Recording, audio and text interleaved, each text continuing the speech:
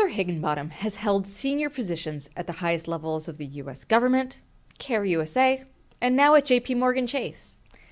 Throughout her career, Heather has anchored her work in humanizing policies and processes behind the institutions she's served. For example, from implementing special immigrant visas for Afghans while working at the U.S. Department of State, to working with the Australian government resettling refugees off the islands of the coast of Australia. We have a lot to learn from her about leadership and working with different governments and institutions to address, among other things, critical humanitarian crises. I'm Dr. Kathleen McInnis, and this is Smart Women, Smart Power. This is Smart Women, Smart Power, a podcast that features conversations with some of the world's most powerful women. Well, welcome to the podcast, Heather. It's such a delight to have you here. Thank you for having me. I'm thrilled to be a part of this. Yeah. Well, so to get us started, podcast longtime listeners know that we love to get into people's origin stories. What brought them into this weird, wild world of international affairs? Well, I had kind of a circuitous path. I was always interested in a career in government and public policy. I was very interested as a younger person and in college in issues of domestic urban policy. Okay. I was very focused on education reform. I thought that that was a place I wanted to make a difference, and did a little nonprofit work, found my way, of course, to Washington, and was lucky enough to get a job on Capitol Hill. Okay. And I was working for Senator John Kerry, working on his domestic What years were you policy there? issues. I was there from 1999 through his presidential run, and then until 2007. Okay. Yeah. I was like an intern on the Senate Foreign Relations Committee around about that point. So at that point, he had a lot of focus on foreign relations, of course, and I was more focused on the domestic portfolio. Right. And that started to change, I guess, when he ran for president, and I had a chance to join his presidential campaign as his deputy policy director. Okay. So almost overnight, I had gone from having a bit of a specialization. I say a bit because are we really experts on anything? I'm not sure. But a bit of a specialization on domestic issues to now having responsibility to help coordinate policy all across the campaign. Wait, hang on a second. What? So may I ask how old you were at that point? I was 29, I think. Yes. That is incredible thinking about it, right? Like That's not true. I was 31. Okay. I'm bad at math. I'm a social scientist. I don't use my fingers and toes. But yeah, that's incredible. Like what is holy moly. It's amazing how Washington, you can be promoted to these very senior, very important positions, as a younger person. It's true. And you learn so much so quickly. I developed more in the year and a half of working on that presidential campaign than any other year and a half of my life. Yeah. Because you are forced to be either deliver or not, and you're constantly learning, really at a breakneck pace from other people. Yeah. But it's also interesting because, my boss ran for president. He had a campaign. I was lucky enough to join it, but he was one of many primary candidates. Right. So that could have been a very short-lived stint, and I would have been back to my desk, which I was eventually a year and a half later. But he went on to win the primary, and so it did go from being, oh, yes, please go tend to this policy matter, to, oh my gosh, we're supporting the Democratic president campaign. In a general election. And that was a really fascinating opportunity. And that's where every facet of policy really came through our doors every day. Well, so from that experience, because that's, to me, as I think back to those years, that's when the hints of the fracturing that we're seeing today were starting to starting to bubble up. I'm wondering if you have reflections on what from going from Capitol Hill to sort of seeing the concerns and listening to the concerns across the country, if you were picking up on any of those things, or what were your observations at the time? It's interesting because in a Democratic primary, you're absolutely engaging with voters and constituencies across the country. So no longer am I serving the constituents of the state of Massachusetts. I'm talking to voters in Iowa and many other places. Right. But you're in a Democratic primary. So you're really talking about a relatively narrow slice of the conversation or the debate. Sure. When we pivoted into the general election, it felt very different. And those divisions felt, while always there, much more palpable. Yeah. I think during the swift boat attacks on then Senator Kerry, it was a real moment of inflection. I mean, politics is politics. You know, you see things like that happen. Senator Kerry was won the Purple Heart, was a distinguished distinguished leader, then opposed the war and so on. And there was a moment there that felt like our politics had changed in some, now it seems like, small way. But if I look back, I see that as a departure point. And maybe that's because it's rooted in my own experience, not maybe for the country, but maybe it is. That was a real moment of departure and division. And I think, you know, there's lots of diagnoses as to why he may have won or may not. There was unfortunate comments about funding in Iraq and some other things. But I think that was a really pivotal moment for the politics of our country. Yeah, yeah. And just the not quite misinformation, but it was such a strict going after Kerry for that. It was very and I think he's said, and I agree, you know, we didn't really tackle that the way we maybe should have. And it allowed mis and disinformation to be more pertinent. And now we have obviously so many different and varied and challenging ways of getting information that it's hard, almost impossible to keep up. But then it wasn't. Right. Very different moment. That's right. Well, so you do the campaign, and then your next steps were where did you end up? Unfortunately, it's not as fun to lose an election as it is to win, which I did get the chance to do a few years later. And so we were back in the Senate office. It was a really hard pivot. I mean, literally 1 week to the next, we were on the campaign trail, and he's back in his office. I'm back at my desk in a room with 4 other legislative team members. Wow. Doing, you know, contemplating if we would send a letter to the president requesting an appropriation for something. It was a very challenging experience. Yeah, I mean, because returning, like once you've done these sort of career broadening assignments, right? Returning is incredibly difficult. It is, and I knew kind of right away that I needed to do something else. And Senator Kerry was doing a lot of reflecting on what he thought had gone wrong with the campaign and what the Progressive Party needed, what the Democratic Party needed. And one of the things he wanted to do was really cultivate a progressive voice on national security issues. Yeah. And so I left the Senate and I spent a little over a year, putting together an organization called the American Security Project that he supported. Gary Hart was the chair, and it was really about engaging a lot of the people we had on the campaign as advisors, as surrogates, to say, let's really strengthen the voice on these issues in particular ways. It's still an organization that exists today. I stayed there for a while, returned to his office as legislative director. Yeah. And then when he ultimately decided not to run for president a second time, I joined Senator Obama's campaign as the policy director and got back in the saddle to do that. And so you go from there and work on the Obama campaign and then back into government.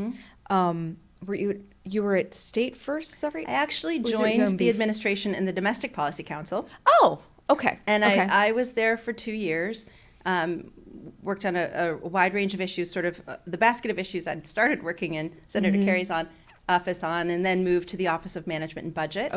And that was a very interesting period of time. It was in 2011 when budget issues were the national issues. Yes. So talk about another quick, sort of short period of time in which you're deeply learning important critical issues, not just learning them, but engaging in them, debating and negotiating and working all across, again, the issue spectrum. So that was a tremendous experience, both from a management and growth perspective, but also from a policy perspective.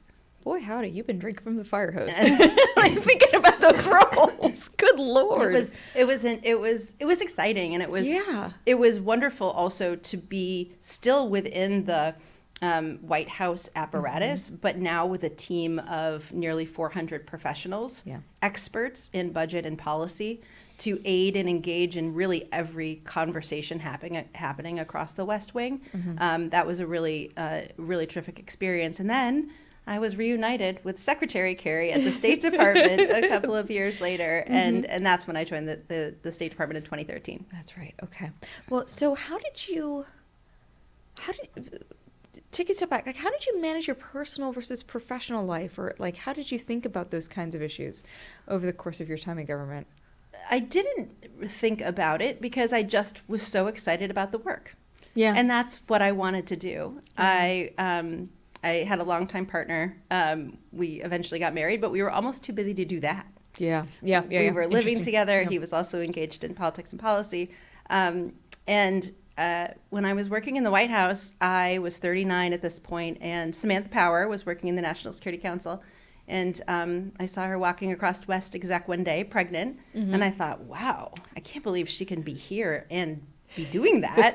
And actually, it's maybe 6 months later, after she'd had her child, we were at a wedding together, and she said, when are you going to have a child? And I said, well, I can't, obviously. I'm at OMB now. I'm a Senate-appointed, president-appointed, Senate-confirmed position. Can't do that. And she said, well, you don't have any time left. Wow. And I thought, well, I really just wanted to enjoy this reception and have some wine.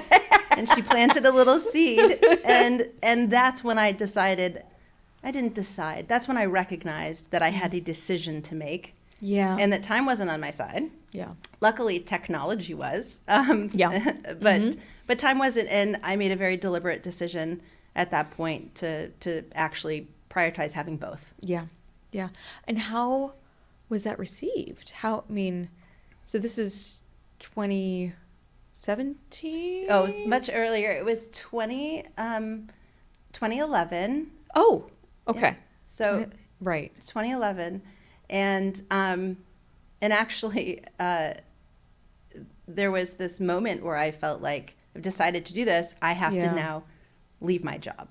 Now it's time. I've served 2 years on the campaign. I've served 2 years in the Domestic Policy Council, now into OMB, but it's time. I'm going to have to leave. And I didn't. I had a lot of encouragement from very senior people in the White House to say, of course you can do both. So even though Sam had provided the example to me, I still felt in these roles you can't do both. And then I just did it, and it was possible. Well, and it's true. There's this, this thing we all struggle with, or I think this notion that you can have it all but not at once. That's right. And that's not fair, right? Like if you're serious about having women be a part of the conversation or in these decision-making spaces, we also have to be serious about enabling us to do so.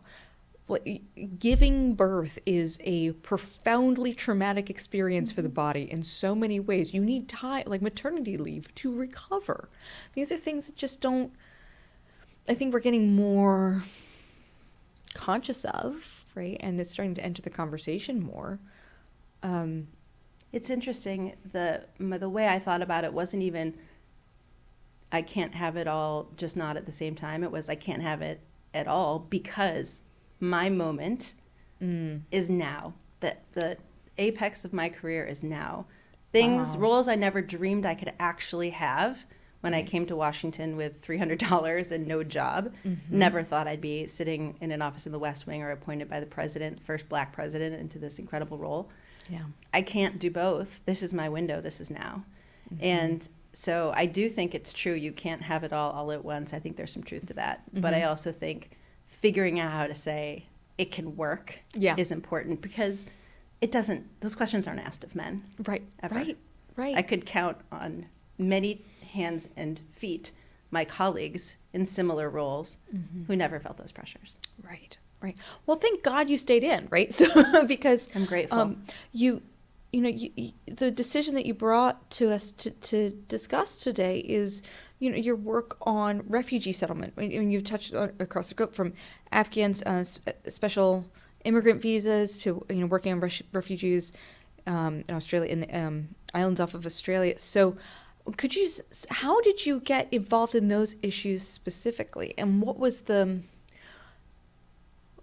the obstacles you were facing at the time? My role at the State Department was one that had both a national security and foreign policy responsibility and a management and operation responsibility. And the issue around refugee resettlement and processing kind of sat right in the middle of those two things. Sure. And it was at a time when the Obama administration, in the face of this global unprecedented migration crisis, wanted the U.S. government to do more. Yeah. And for other governments to do more. Right. And so the intersection of policy and the process really landed on my desk. Mm-hmm. And I was incredibly compelled by, obviously, the direness of the situation globally, but also what our role would be in it. Mm-hmm. How could we actually affect our processes, our threshold for bringing people in? How could we work with this network of 350 community organizations across this country who resettled refugees? Wow. What an amazing thing. Wow. So we're having all these discussions in the context of a politicized debate around migrants and refugees and so forth. Mm-hmm. And I thought, well, you know, we've got to find ways to connect on these issues to compel people to do their jobs, the bureaucratic part of the job, differently. The refugee resettlement process for the U.S. government involves, I think, over 10 agencies. The systems don't talk to one another. There's all kinds of different considerations and deliberations. And how do we really bring that kind of level of empathy and focus and urgency and commitment to bear? And the ways that we did that were both from this is a priority, we must do it. This is an international global crisis that we're engaged in. And where it matters is how we get a database to work and how we get these decisions to be made and how we improve and how we make it more efficient. And getting people to relate across the interagency and globally and in communities to how large this crisis was and how important every step was along the way was something that really motivated me. Yeah. And it led to us, you know, undertaking some process changes and decisions that were really tough to get through. You know, mentioning the special immigrant visas. These are a category of visas for Iraqi and Afghans who'd worked with our military forces under Chief of Mission Authority as translators and interpreters. Yeah. They were under terrible threats of violence and they were trapped. Yeah. And they were trapped in large part because of our processes and our bureaucracy and our inefficiencies. Yeah. And we also had to safeguard and protect the system to ensure we weren't letting anyone in who was a risk to the country. And we had to make decisions about how to change that process. And to do that, it was so important to connect those stories. The champions of those applicants were service members and diplomats and development professionals, and they made it all possible to get those changes made, decisions we made to improve and change how that process would work. It invited some risk upon our department to say, we are going to make this efficient by cutting out some steps. Yeah. But we were able to get support to do it because we had such champions and direct connection to those individuals. Where did you sense or detect at the time the most risk aversion? Aversion was built into so much of the process. Okay. And it is certainly from the intelligence community that wants to be sure we're not letting anyone in who shouldn't be here, Homeland Security. Obviously, we shared that concern. Yeah. It was from people who have to make decisions differently and then say, will I be responsible if this goes wrong? Right.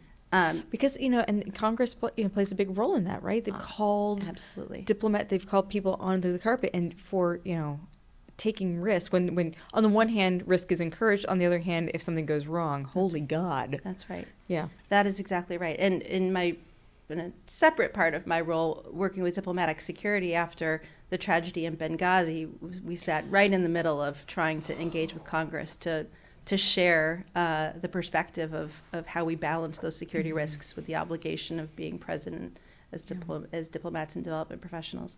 But it was built into the process, and it was focused more on risk than the people, and that's the equation we had to change. Right. And certainly we were making the case within our agency and across the interagency, but having those stories told and having those service members and others talk about the loyal teammates that we had left behind was really compelling. It enabled us to make those decisions and bring people along behind them. Mm-hmm. And you mentioned Australia. Similarly, we had a little bit later in the administration an appeal from the Australian government. They have a very strict they don't grant anyone entry into their country who arrives by boat. And they established these offshore detention centers. And they had a period of a couple of years where they had a large number, I think it was around 3,000 ultimately, of refugees, migrants who were on these two islands in horrible conditions, deplorable conditions.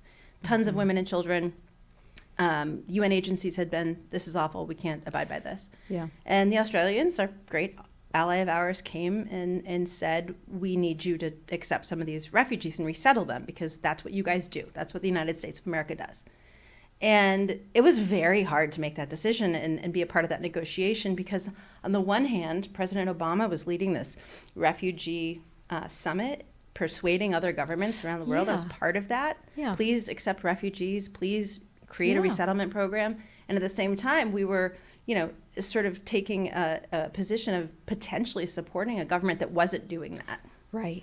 And it was difficult. We made the decision to do it because the stories and the suffering of those people was not tolerable. We agreed to take a portion of those refugees, but we also encouraged and pressed the Australians hard to say, if you can't accept these migrants who are coming to your shores by boat, please accept refugees and migrants from other places. We need you to do more. We need you to approach this in a different way. And they made commitments to do so. I don't know if you remember, shortly after President Trump took office, he was doing a courtesy call with Prime Minister Turnbull, and this was the source of the leaked tape. He said, this is a deal I can't abide by. And ultimately, President Trump did uphold that deal. I don't know exactly why, but I would like to at least hope that it's because the story of the conditions that those migrants and refugees were living in was compelling in some fashion. That may be a dream in my own mind, but it was that compelling. So I think being able to tie together what decisions you have to make in those urgent situations and how you can kind of compel action from other people, but really put a human face on it is so important.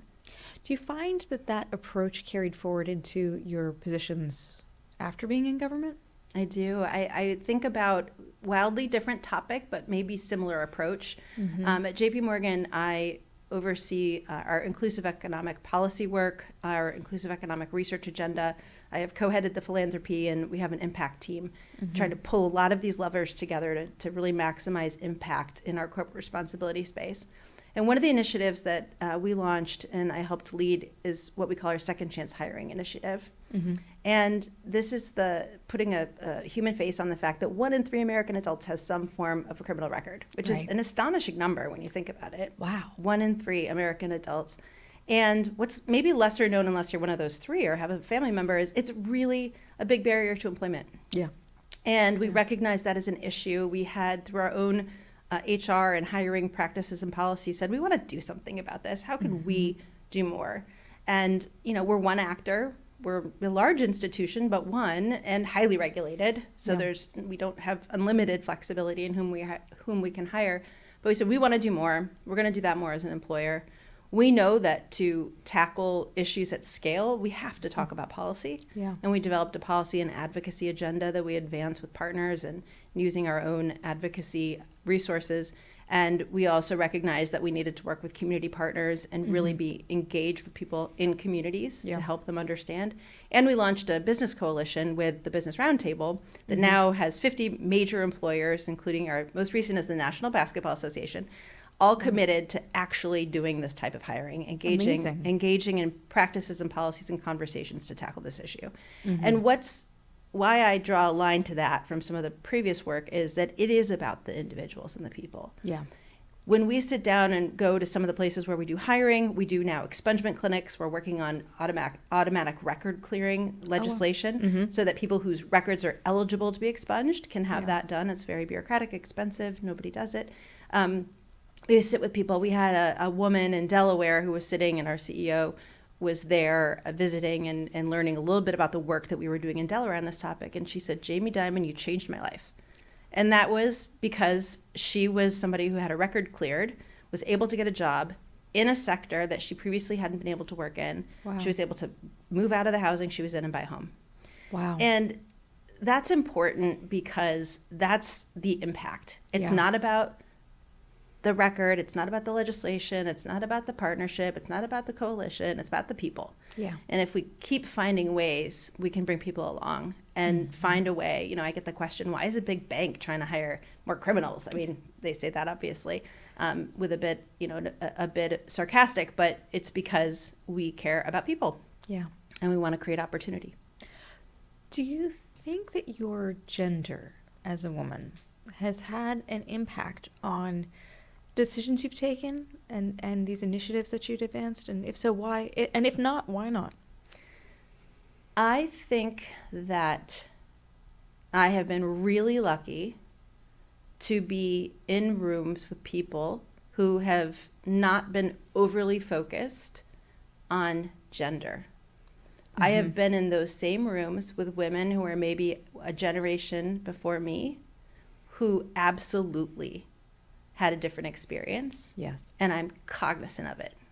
I can sit in a room and feel the orientation and the approach from a colleague who blasted that door open before I got to walk through it. Yep. So yes, I do. I traveled across the country many, many times, traveling with an all-male team with President Obama, sort of doing my own sort of, had my job, I did my part. It's a different dynamic. Things are different. But ultimately, I felt and do feel as though it's not an issue as much as people I work closely with have had to manage. And the reason I answer the question that way is that I desperately hope that the women who are a generation behind me have to think about it even that much less. Yeah. Yeah.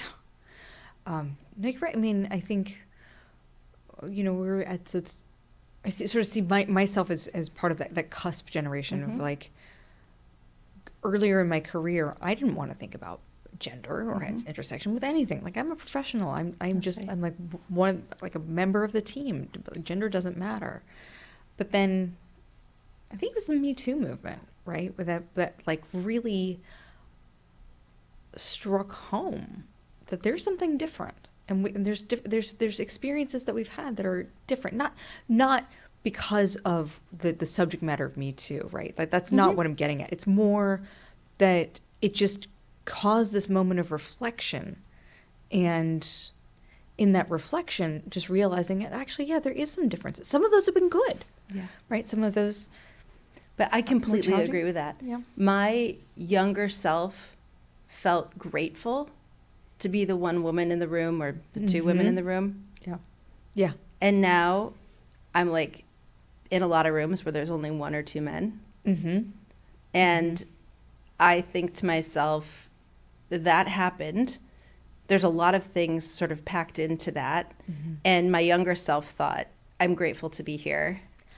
Yeah. And I also had a lot of reflection around the Me Too movement moment to say, wow, I was so focused on just being at that table and in the room that I wasn't really thinking about what the role my gender had to play. Right. So I much more think about it now in a retrospective way. Yeah.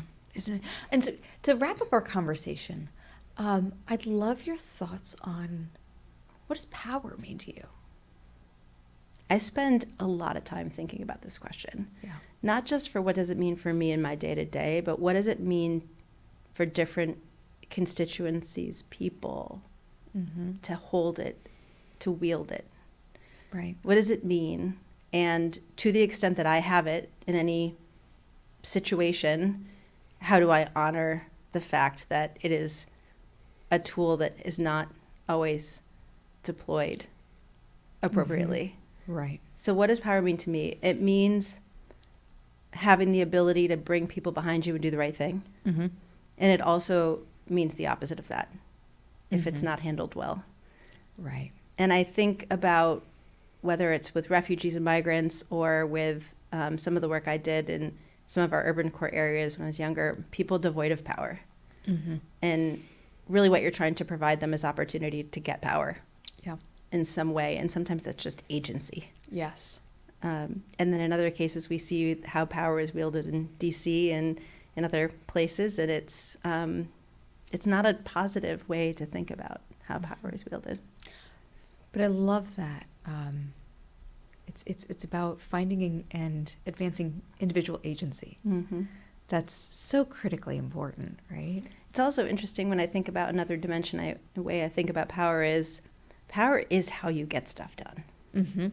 Having power, having leverage, whether it's because you've been able to convince people of something, you've made a decision, they're coming along, whether it's because you sit at a higher bureaucratic place in an organization, whether it's because you have more money, whether it's because, you know, it is the key to getting things done. And yet there are so many people without it who don't have agency, that if you have the privilege of having power, you have a lot of responsibility to use it in an appropriate way.